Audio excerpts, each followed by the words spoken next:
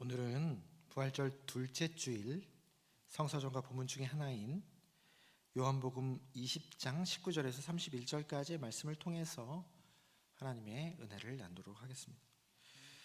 부활절은 지난 주일 하루로 끝나는 것이 아니라 성령 강림절까지의 며칠이죠? 50일. 그래서 성령 강림절을 다른 말로 오순절이라고 부르기도 합니다.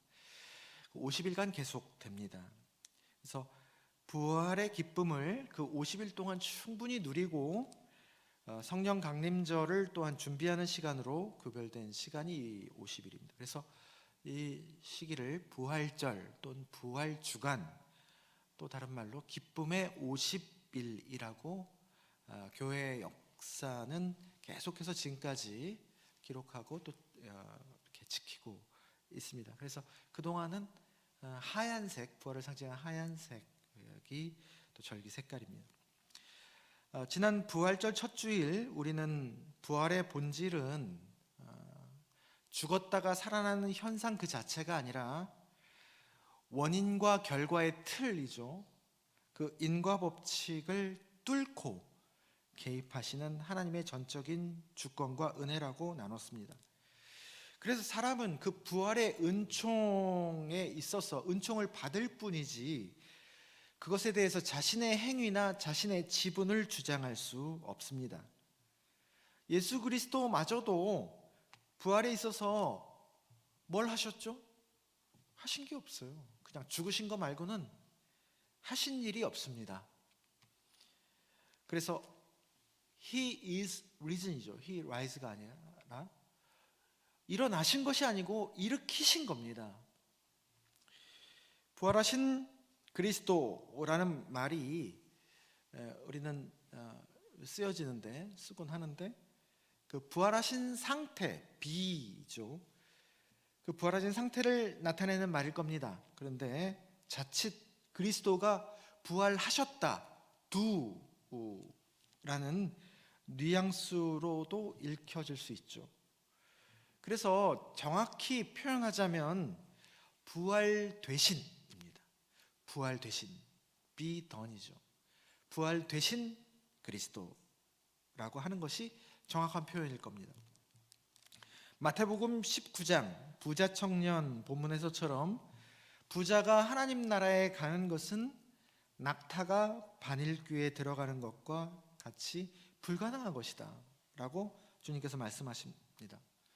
하나님께 가려고 애쓰는 사람, 또 기도를 진지하고 치열하게 해보는 사람은 더 잘 느끼는 진실인데, 우리가 그분께 가기 위해서 덜어낼래야 덜어낼 수 없는 무거움이 있다는 것을 그분께 더 가면 갈수록 느껴집니다.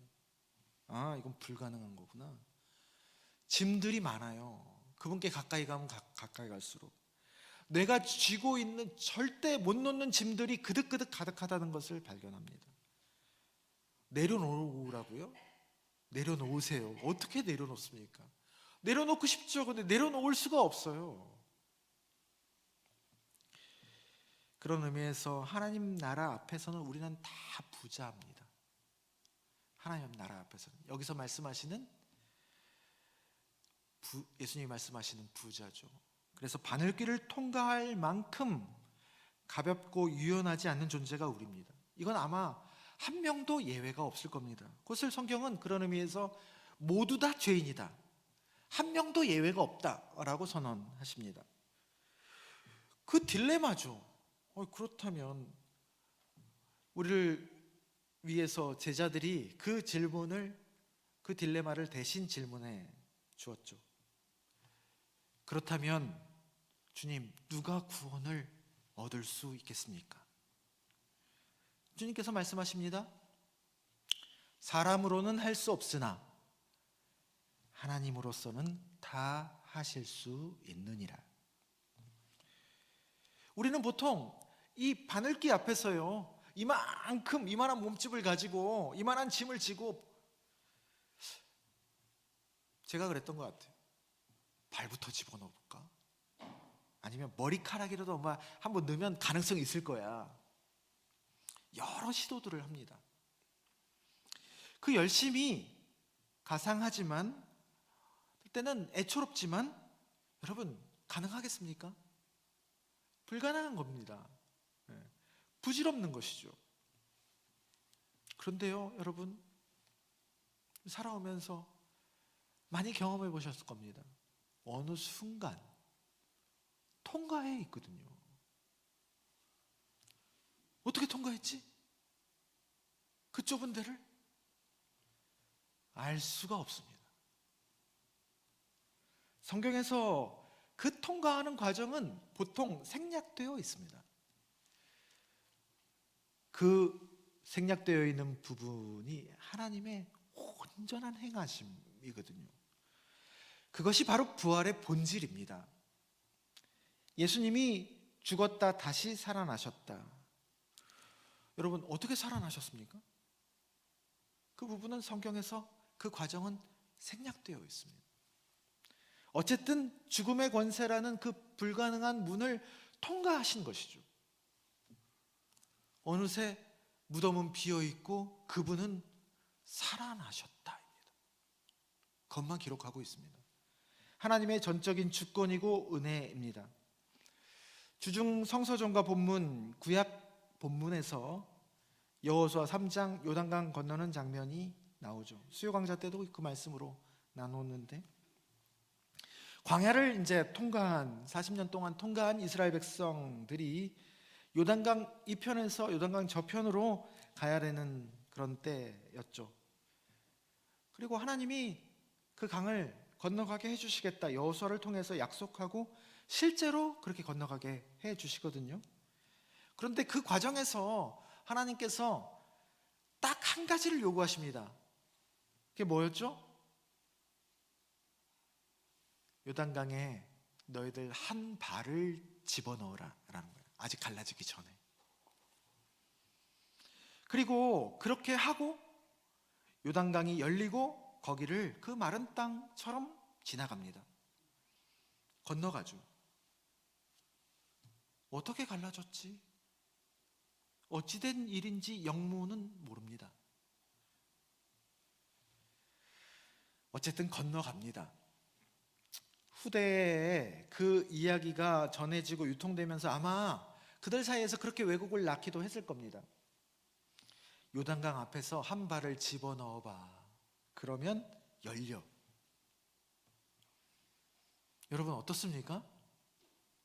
맞는 얘기입니까? 그런 이해와 시도는 우스꽝스러운 것이죠. 하나님의 은혜 앞에서 그런 이해와 시도가 적지 않습니다. 이거 한번 해봐. 성경 몇 번 읽어봐. 기도 몇 시간 해봐. 헌금을 한번 많이 해봐. 그러면 이루어져. 하나님이 하시는 일 앞에서 요단강에 한 발을 집어넣으라고 그때 그들에게 요구하신 겁니다. 그 요구는 그들의 도움을 필요로 하신 것이 아니라 그 엄청난 일을 하나님께서 하시는데 그들을 동참시켜 주시는 것이 아닐까 싶습니다. 속된 말로 숟가락 하나 얹어 주시는 하나님의 세심한 배려죠. 너도 참여해 라는 것이죠. 그런데 그렇게 거저 건너갔는데 내가 한 발 집어넣어 가지고 그렇게 된 거라고 하면 되겠습니까? 여러분, 믿음이 우리를 구원하는 것이 아닙니다. 정확하게 하셔야 돼요. 믿음이 우리를 구원하는 게 아니라니까요. 뭐가 구원하는 겁니까? 하나님의 은혜가 우리를 구원해내는 겁니다. 믿음은 다만 그 엄청난 하나님의 일에 숟가락 하나 얹는 거죠. 숟가락 하나 얹는 거예요. 우리를 동참시켜 주시는 하나의 겨자씨보다 못한 하나의 과정인 겁니다.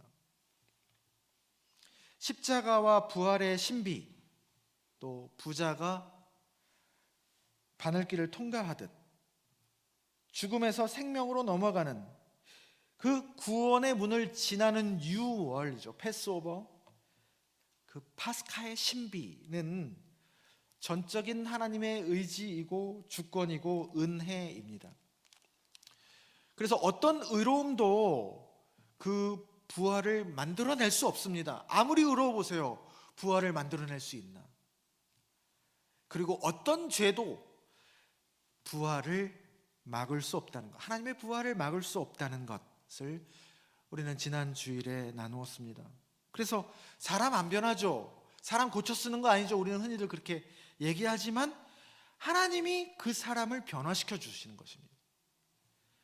번데기를 나비로, 변화도 아니에요. 변형이죠. 체인지가 아니라 트랜스포메이션이 완전히 탈바꿈 시켜주는 거예요. 그렇게 하시는 것처럼 하나님이 우리에게 전혀 뜻밖의 새로운 생명을 주시는 겁니다. 성경에 등장하는 인물은 다 그런 인물들입니다. 그들이 잘해서가 아니라 그들이 하나님의 은혜로 뒤바꿔진 사람들의 이야기들이죠. 그래서 그 주인공은 사람이 아니라 하나님이신 겁니다. 오늘 본문은 부활절 둘째 주일마다 읽혀지는 말씀입니다. 성서전가가 보통 A, B, C해 본문이 다 다르지 않습니까? 근데 부활절 둘째 주일 복음서 본문은 매년 이 본문, 똑같은 본문입니다. 부활절 둘째 주일 메시지는 지난 주일에는 예수님이 부활하셨죠. 그래서 부활의 첫 열매가 되셨고, 이번 주일은 우리의 부활입니다. 우리가 맺는 부활의 열매입니다. 첫 열매는 그분이었고 그 다음에 주렁주렁 열리는 열매가 우리이죠. 우리의 부활을 얘기합니다. 그 메시지를 전달하기에 아마 이만한 본문은 없어서 이 동일한 말씀을 이 주일에 읽지 않을까 합니다. 그래서 19절에서 23절, 또 24절에서 29절, 30절에서 31절 그 세 단락으로 나누어져 있죠, 이 본문이. 그래서 3년에 걸쳐서 주일에 이 주일에 설교하기도 합니다. 그런데 서로 연결되어 있는 본문이니까 올해 A에는 첫 단락 19절에서 23절을 중심으로 그 이후에 24절 이하는 그냥 가볍게 연결만 하겠습니다. 19절에서 23절은 예수님 부활하신 날 저녁 때 제자들이 예수님을 죽인 유대인들을 두려워해서, 왜 두려웠겠습니까? 예수님 죽이는 것처럼 자기들도 그렇게 무도하게 폭행하고 죽일까봐 그렇게 두려워했겠죠. 그래서 자기들이 모인 곳의 문을 어떻게 했다고요? 꽁꽁 닫아 걸었습니다. 그것이 물리적인 문이겠지만 그들의 마음의 상태도 알려주는 표현이죠. 꽁꽁 닫은 겁니다. 마음의 문이 위축되고 닫혀 있는 것을 알 수 있습니다. 그때 부활하신 예수께서 들어오십니다. 그 공간 안에. 어떻게 들어오셨지?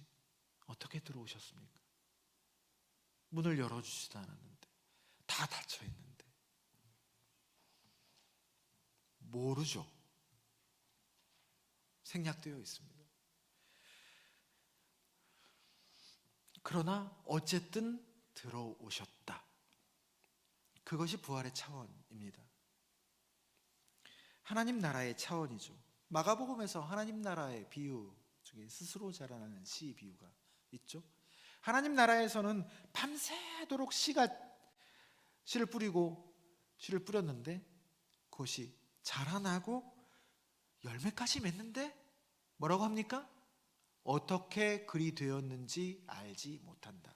이게 하나님 나라다라고 말하거든요. 예수님이 그 장벽을 뚫고 침입해 들어오시는 겁니다. 그리고 난 다음에 너희에게 평강이 있을지어다. 두려움에서 갑자기 주님이 주시는 평화를 선물해 주시는 것이죠.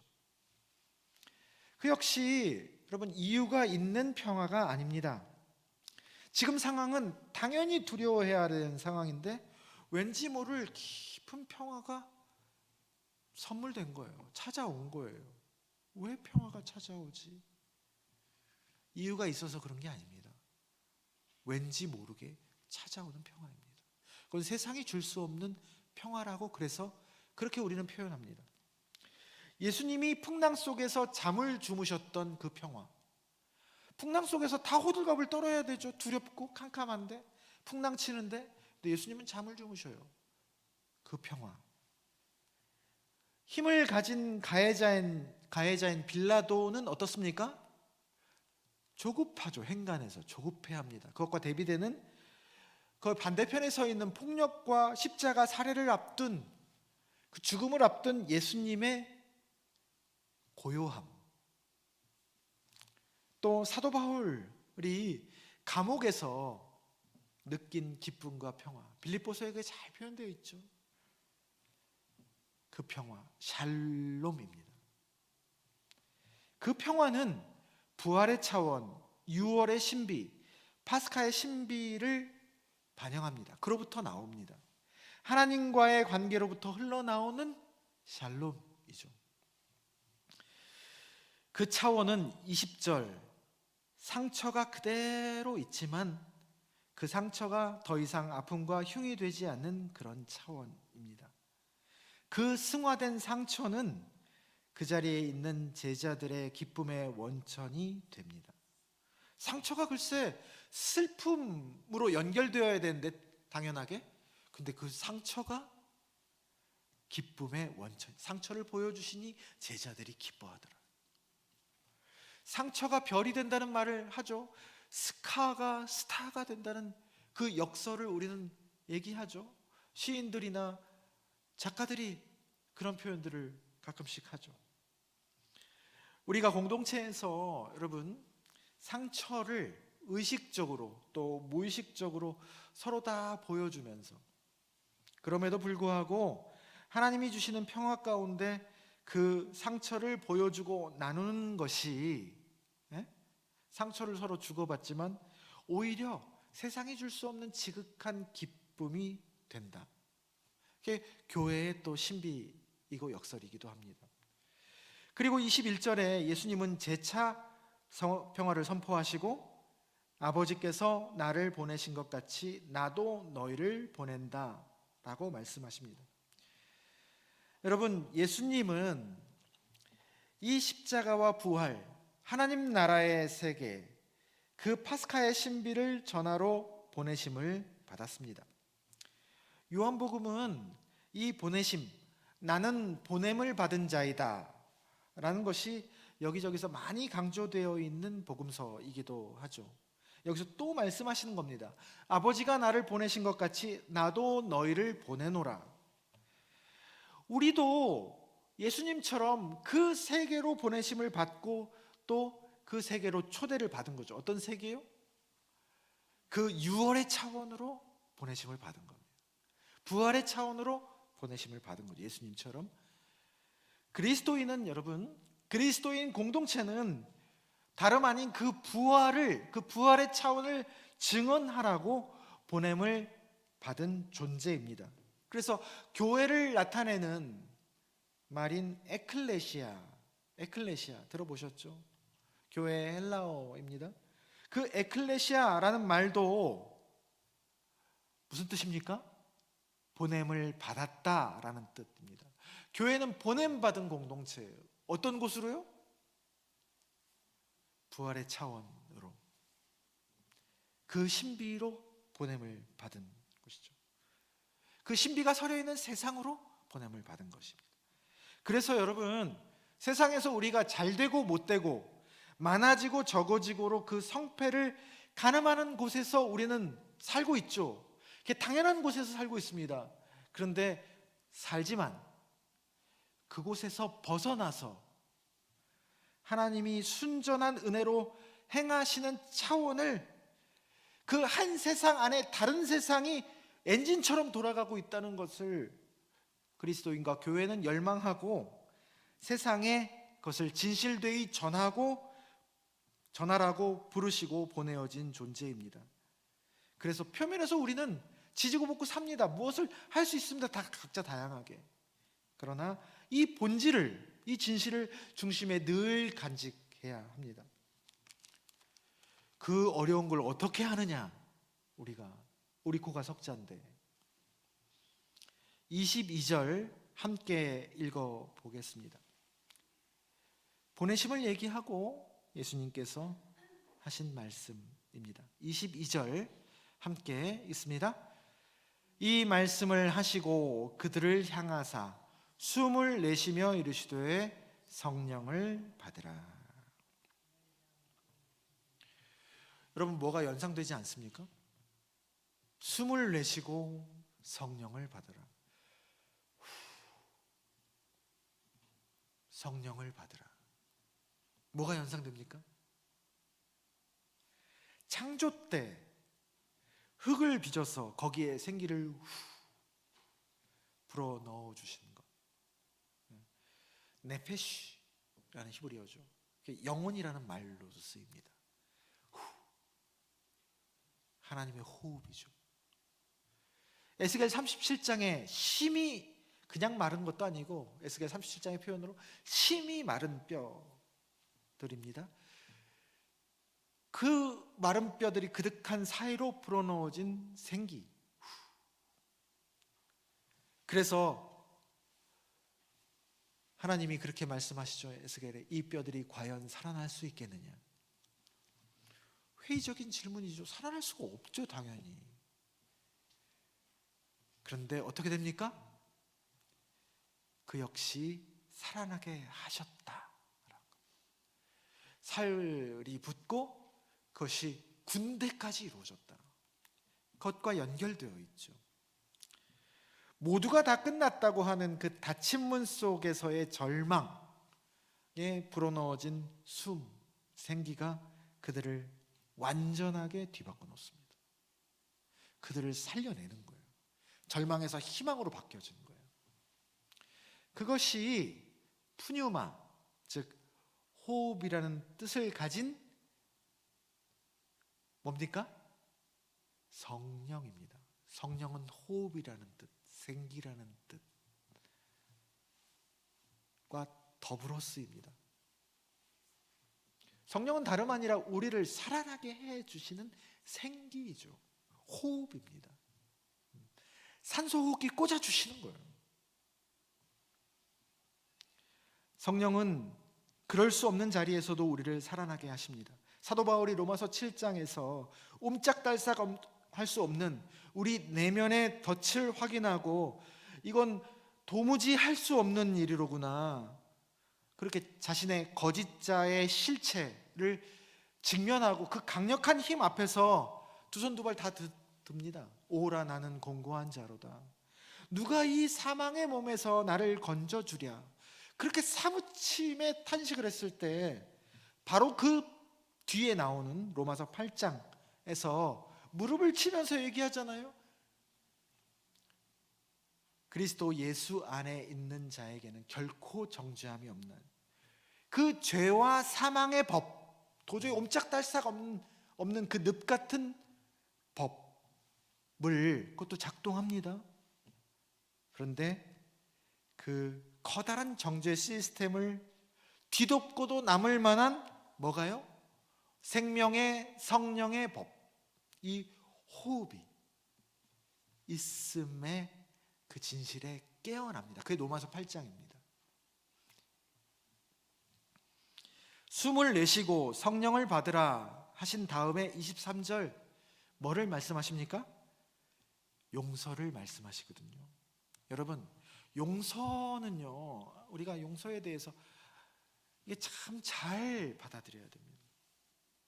안 그러면 참 사람을 힘들게 하는 거예요. 용서는요, 바로 이러한 차원의 얘기입니다.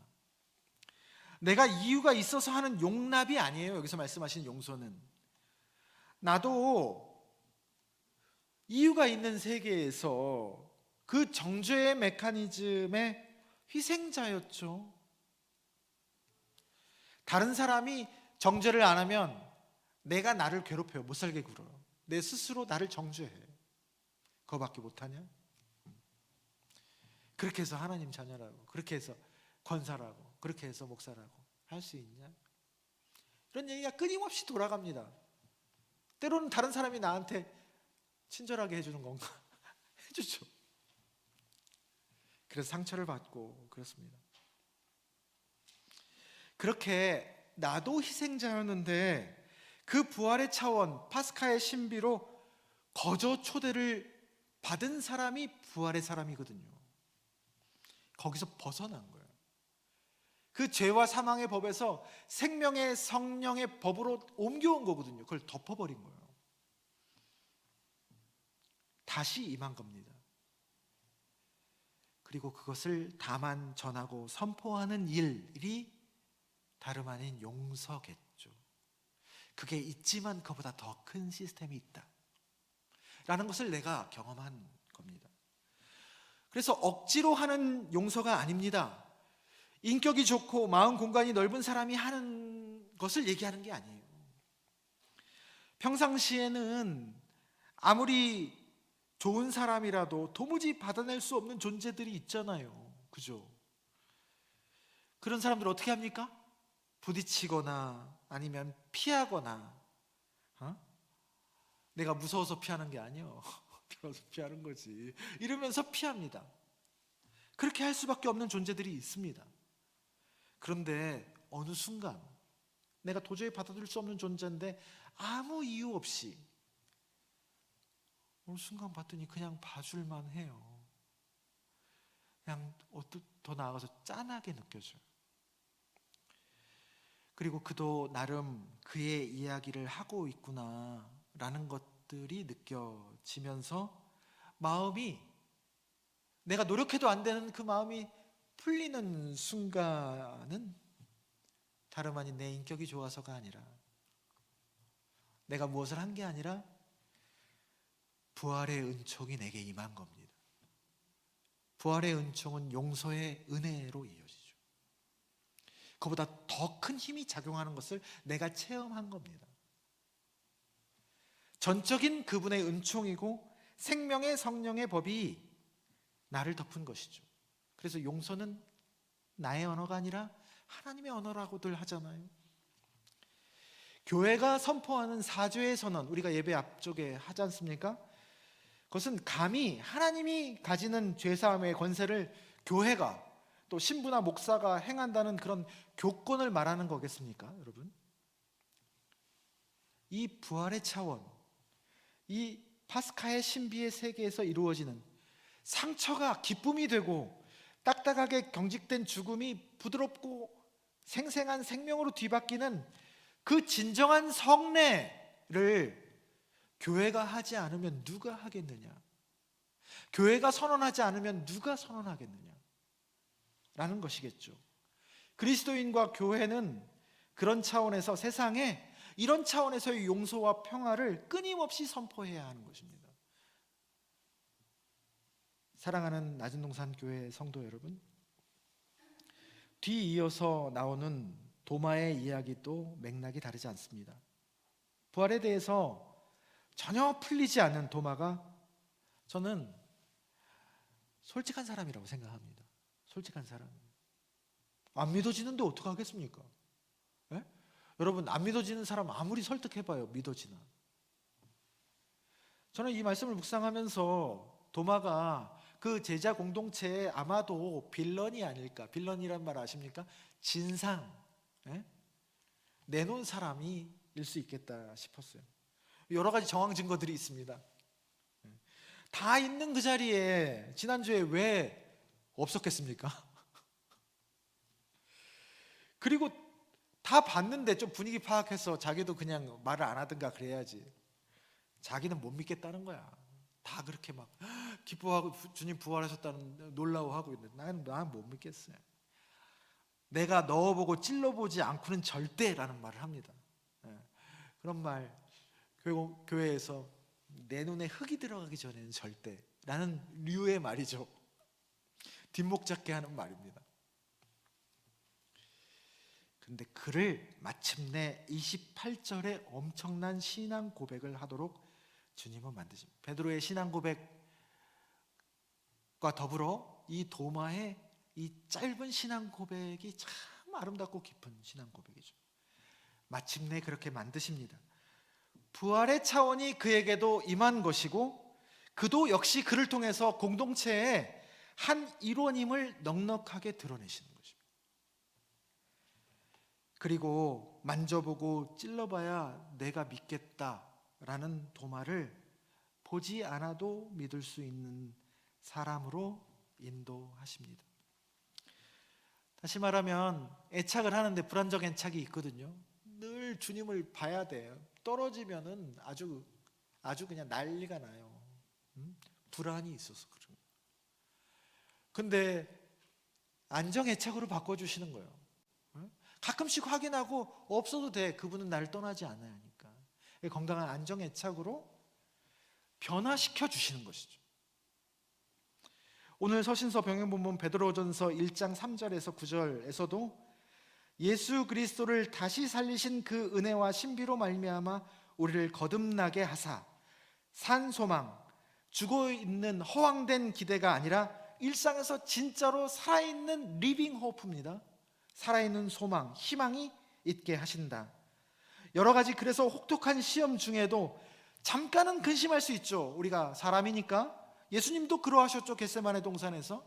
그러나 그것이 마침내 큰 기쁨이 되는, 불로 연단하여도 다 타버려 없어지는 것이 아니라 오히려 그 때문에 그것이 금처럼 확고한 믿음으로 나오는 사람들, 그런 사람들이 모여있는 공동체가 되게 한다. 베드로전서에서 선언하고 있습니다. 그리고 8절에서 베드로전서 1장 8절에서 오늘 도마에게 하신 주님의 권면을 어느새 하고 있는, 그들이 실천하고 있는, 행하고 있는 말씀이 나옵니다. 예수를 너희가 보지 못했으나, 그들이 후대의 공동체인데 예수의 부활을 받겠습니까? 못 받죠. 너희가 보지 못하였으나 어떻게 한다고요? 사랑하는도다. 이제도 보지 못하나 믿고 말할 수 없는 영광스러운 즐거움으로 기뻐한다. 여러분, 처음에 감각적인 체험이나 은사로 하나님을 알고 그렇게 맛봤을 때 열정적인 신앙을 갖고 있어. 찔러보면 오 살아있네. 그러다가 이제는 그런 것이 없지만 그럼에도 어디서나 존재하는 하나님의 현존을 믿고 사랑하는, 말씀과 기도 안에서 머무는 것으로 즐거움과 기쁨을 삼는 신앙으로 점점 성숙하도록 만드시는 겁니다. 우리가 그런 부활의 공동체를 만들자는 것도 아닙니다. 어떻게 만듭니까? 그런 결심과 구호를 써붙여 놓고 외친다고 되는 겁니까? 그 부활을 나도 모르게 경험하고 그것이 하나님의 생기로 인해서 내가 할 수 없는 삶을 살고 있음을 인정하고 증언하는 사람들이 자연스럽게 모여서 만들어내는 공동체가 다름 아닌 부활 공동체이죠. 그래서 항상 공동체는요, ing입니다. 부활의 소망을 가지고 지금의 막막함과 힘듦을 물고 가는 사람들인 거죠. 저는 그것이 부활의 증인 공동체, 진정한 교회라고 믿습니다. 목회는 하나님의 주권과 은혜로 사람들에게 어느새 부활이 임해서 그들이 점점 변화되어 가는 것을 묵묵히 지켜보는 작업이라는 것이 목사로서 하나 남은 어렴풋한 깨달음입니다. 좋은 교회는 여러분 뭘 막 해가지고 뭔가를 부하게 이뤄내는 것이 아니라 하나님이 만드신 자연을 닮아서 요즘처럼 언 땅에서 싹이 나고 예쁜 꽃이 피고 열매까지 거두는 것을 지켜보는 거잖아요. 너무 황홀하잖아요. 요즘 보면 서로 인간 꽃이잖아요. 인간 열매고 하나님 형상 닮은 존재잖아요. 그 사람들이 하나님의 은혜로 변화되어 가는 것을 감동으로 지켜볼 줄 아는 공동체가 진짜로 좋은 공동체 아닐까 싶습니다. 지지고 볶고 싸우죠. 저 인간 왜 저러나 싶은 마음이 있어도 그래도 하나님이 은혜로 아름답게 선으로 바꾸어 내실 것이다. 한편에 그 마음을 한편에 겨자씨만한 공간이라도 그런 여백을 두는 것만 해도, 그래서 하나님이 주시는 은혜로 스르르 용서도 하고, 표면적인 감정은 좀 서먹할 때가 많이 있죠. 그래도 예배는 같이 드리고, 또 밥은 그래도 같이 먹고, 거창한 것 안 해도 그렇게만 해도 훌륭한 신앙인, 훌륭한 공동체, 또 훌륭한 신앙의 가정이라고 저는 생각합니다. 우리 낮은 동산 교회가 그런 부활의 은총을 그 원천으로 삼는 진정한 교회로 점점 거듭나게 되기를 간절히 소망합니다.